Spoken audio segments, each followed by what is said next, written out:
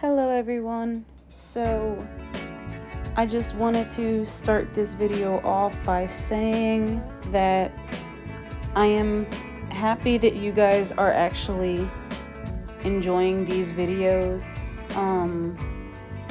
I used to make a lot of videos all the time and I used to really enjoy making them, but I did stop for a long time, and it's been a very long time since I actually enjoyed a tank this much, and I'm just kind of really happy that you guys get to share that enjoyment with me.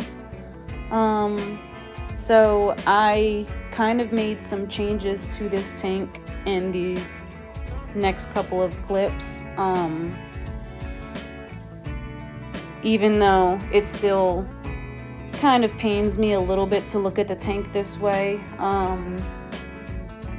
Unfortunately, now you will no longer be seeing my giant Danios after this clip has ended. Well, after these next few clips have ended. But I did enjoy them for the month that I had them. They were very amazing, and they worked amazingly with the fish that are in the tank currently.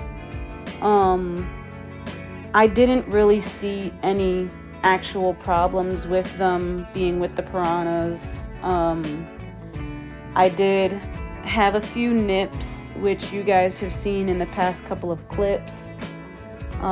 They did the same thing to just about every single fish in the tank anytime they don't get meat, but they have not eaten a fish in a little while. At least nothing has disappeared that I can count. I cannot tell you what they have done to my snail population. Now, if they are eating those, I wouldn't be surprised, because I am seeing less and less of my little pest snail collection. I do still have my mystery snails. I do still have my nerite snails, which I probably have not really talked about much in these videos, but yes, I do also have some snails in this tank that are specifically cleaners. They don't really do much, but I did kind of just want to see if they would work out. And even though I've tried mystery snails multiple times, I never really have luck with them, and unfortunately I did somewhat recently learn why. They do not enjoy my water parameters, which now I fully understand. So this will be the last group of mystery snails that I buy. Now the nerite snails, on the other hand, I do need to replenish that group, as I have maybe 3 or 4 of those guys left, and they are my hard hitter cleaners. I do prefer them over my mystery snails, which, if you guys have ever questioned what kind of snails do a very good job, here are some pros and cons to the list of snails. Now, most people that do snails, they do have the issue with snails overpopulating the tank, which I fully understand. Not everybody wants to have snails breeding in their tank. But the good thing is not every single snail will breed if you don't have a proper setup. Now, me personally, I have a low range pH system in this tank. All the wood is going to alter my chemicals. It's going to bring all of my parameters down. I haven't recently checked where my tank is at in terms of the levels, but I do believe the last time it was already reaching towards 6.4, which for mystery snails, they actually prefer the higher range, or mid to higher, which I had no idea all this time. So I do feel like it was my fault that I let them down. Now, they did last me a while. The only issue was their shells do start to deteriorate after a while. It is recommended to add calcium, which I do add some bits of calcium to the tank in the form of cubes. I work at a pet store, and my job doesn't necessarily sell calcium in food or anything. So I have learned to supplement it with a vacation feeder, which the vacation feeder is actually meant for a few crustaceans. It is a nice calcium supplement. I like to crush it up and just give it to them every so often, so I'm not doing too much at one time. But it does actually help you enhance their shells. Now, again, my range is lower range, so that does not really help too much for the mystery snails. My Nerite snails, on the other hand, look amazing. Now, given how big my fish are already getting, I do actually have to be very careful with the species of Nerite snails that I do bring home. Now, just because a few of the species may be a little bit too small, so not only will I be paying attention to that, but I may also be looking for certain other species that may fit in a little bit more.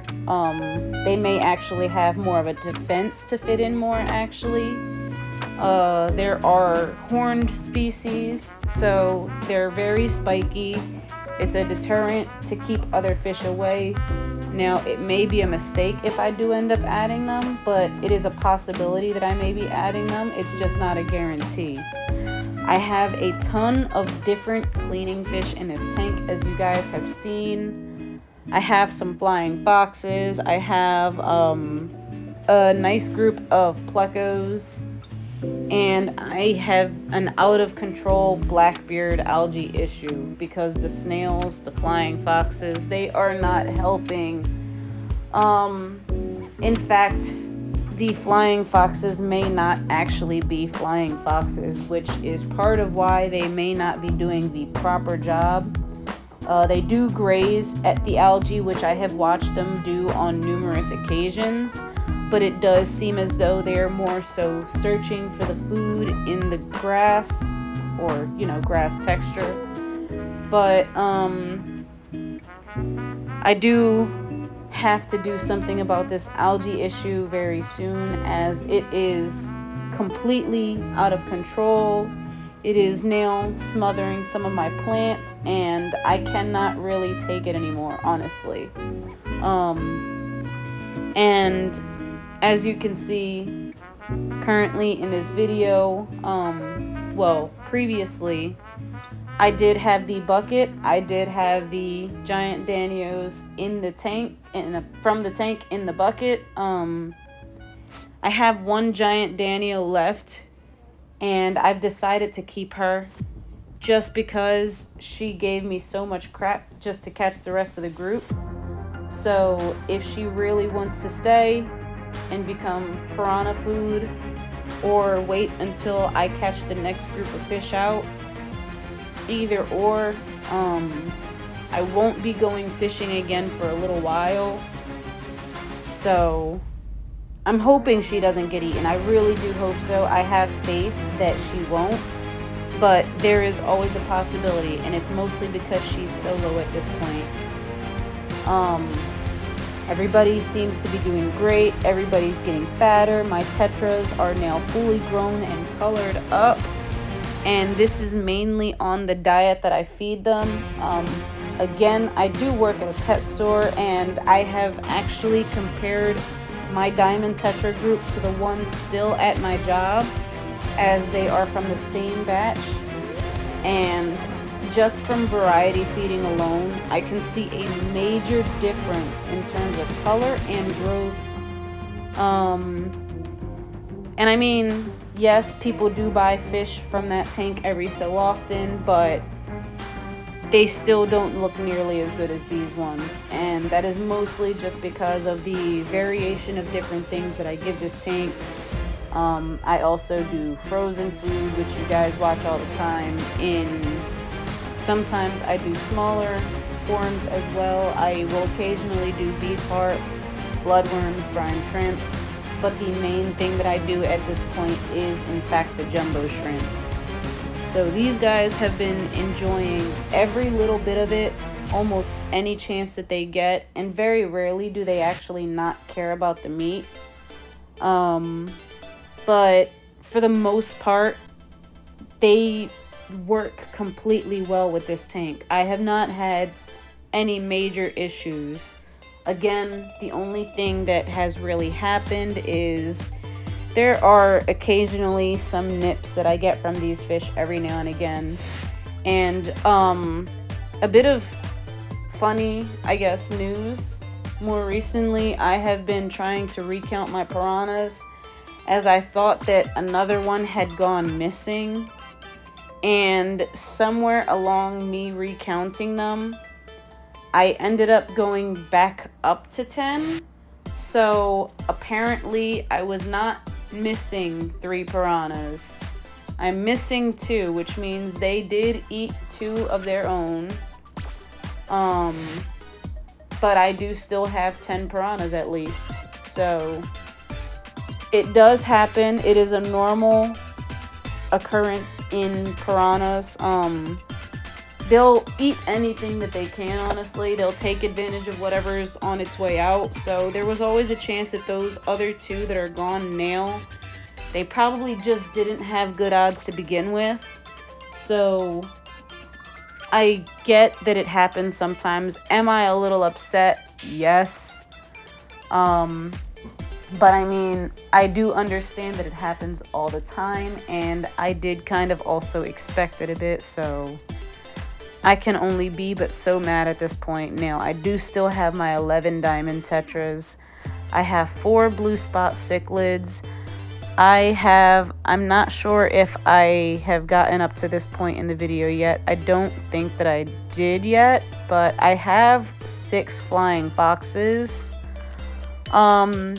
I have a ghost cactus pleco. I have a 3 beacon pleco. I have 6 bristlenose plecos, 3 different variations. 1 is supposed to be a green spot pleco. That's the 3 beacon that just flew across. The bristlenose is actually in the plant right there in front of you guys. The Valsinaria, the little albino bristlenose, that's the ghost cactus pleco right there coming into the tank. Okay. Now, these guys are not something that I would normally add to my tank, but it's kind of a test the waters game in this tank, and I'm just trying to see how everything kind of coexists. And so far, these guys have all done very well together, so I'm pretty happy with this community, to be honest. Minus the algae eaters not doing a good job, but again, I do believe it was just a mislabel in terms of what I threw in the tank, and I should have known better. But the flying foxes, or what were sold to us as flying foxes, were very small at the time. So it was a little bit more difficult to determine if they actually were what they were listed as. So I will see as they start to develop. Hopefully they start going for some of that algae, but if not, it's not going to really matter too much. I am going to be taking hydrogen peroxide to the tank in the next couple of days. And no, I do not mean into the tank. I mean, I am going to be taking items out of the tank, spraying them down, giving them time to settle, placing them back in, and seeing how it works, as that is what I am told to do. And I have never done this before, so if any of you guys have experienced it, or if any of you guys have ever had anything bad happen with it, just let me know, because I'm trying to be as careful as I can be with this tank. It kind of does scare me to use unnatural products, but I kind of don't really have the choice at this point, because as I have already stated, this Blackbeard algae control is ridiculous. As you can see in front of, well, behind the pleco, That's the ghost again. That algae is insane. This is a short body bristlenose right next to him. I believe the one next to it was a normal. That is supposed to be my green spot bristlenose. Behind him is the three beacon bristlenose, not bristlenose, 3-beacon pleco, which, in case you guys are interested in sizes, the bristlenose typically max out at around 6 inches. The 3-beacon pleco can get around 9 inches. The ghost cactus pleco, I actually forget. I have to double check that one, but I believe it was around 14, maybe a little bit more than that. Now, the ghost cactus pleco and the 3-beacon pleco are two carnivorous species of plecos that do not normally belong with algae-eating species or any others. They are currently very young, so I am going to see how things progress in the tank. Now, again, I'm still at the 10 piranhas. I do have my 4 Pristilla Tetra still. I have all 6 of my flying foxes, which I'm not sure if I have shown just yet. I do still have my 1 giant Danio. I don't know how many snails I have at this point. I have my 4 stir-by cories still, and I think that I have covered every single fish in the tank. So everything else that I may have forgotten, everything is still there. I haven't lost any more fish in a very long time. So again, I just really do hope that you guys are enjoying this tank as much as I am. I'm definitely enjoying recording it to show you guys. So if there's anything that I can do to improve these videos, any suggestions are always appreciated. I do thank you all for watching, and I hope you have an amazing day. I will let you continue watching the rest of this video now. Bye.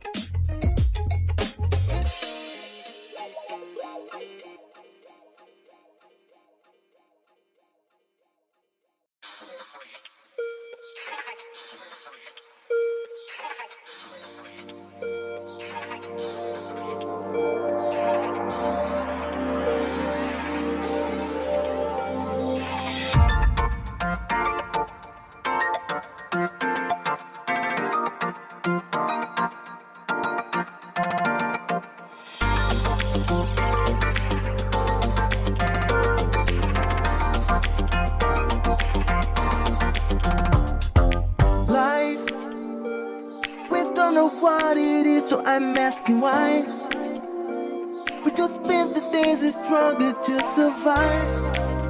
That's my fate. Sublime. When above nature things you love to find, then you realize what's wrong with paradise. To get paid, you need to earn it every day. True. Feel the light that shines on you. Sure you will enjoy this view. Letting you feel the fruit of your soul.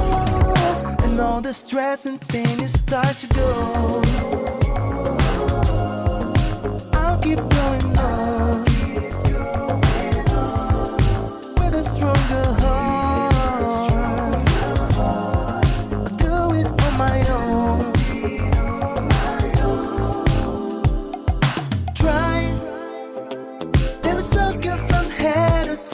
Try. They'll step on your head and maybe you'll be crucified. But someday you have a turn with the game. True. You gotta feel the light that shines on you. Sure you will enjoy this view. Letting you feel the flow of your soul. The stress and pain, you start to go. I'll keep going on with a stronger